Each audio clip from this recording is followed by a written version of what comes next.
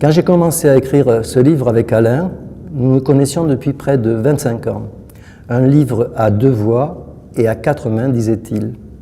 L'été 2011, il a choisi de mettre fin à ses jours, en Ardèche, dans le village de celui qui avait été un exemple, Jean Ferrat.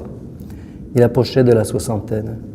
Pendant 1 an, je n'ai plus écouté une de ses chansons, un seul de nos enregistrements. Le livre ne pouvait plus être le même. Alain a grandi à Rouen et c'est à Rouen que j'ai tout repris, en commençant par les proches, les copains avec qui il a passé son CAP de peintre en bâtiment, les musiciens de ses débuts de chanteur.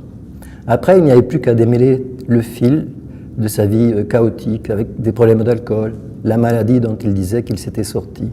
Je l'ai cherché de rencontre en rencontre, au fur et à mesure que naissait, grandissait son œuvre, sur scène, sur disque. Alain disait de lui qu'il était le plus célèbre des chanteurs inconnus. Célèbre, il l'était pour vous, quelques dizaines de milliers de fidèles, grâce aux bouche à oreille et à la presse écrite qu'il a toujours soutenue. Célèbre, il l'était pour Philippe Torreton, qui a écrit qu'il était son Jacques Brel.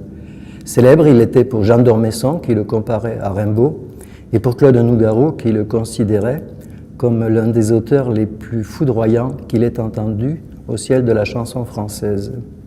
Quand il a été malade, une vingtaine d'artistes ont enregistré ses chansons chez Le Prest, 2 CD pour l'aider, à l'initiative de Michel Fugain, réalisé par son producteur Didier Pascalis. Reconnu par ses pairs, il était également par le métier. De la SACEM à l'Académie Charles-Cros, qui lui ont décerné les distinctions les plus prestigieuses, alors qu'il allait d'une scène à l'autre, comme un va-nu-pied de la chanson.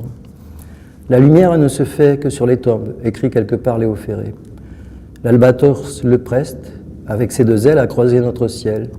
Son public de fidèles aujourd'hui ne suffit pas. Grosso modo, nous sommes passés à côté du chanteur. L'œuvre, l'auteur reste à découvrir. Et sa vie est le roman d'un rêveur éveillé.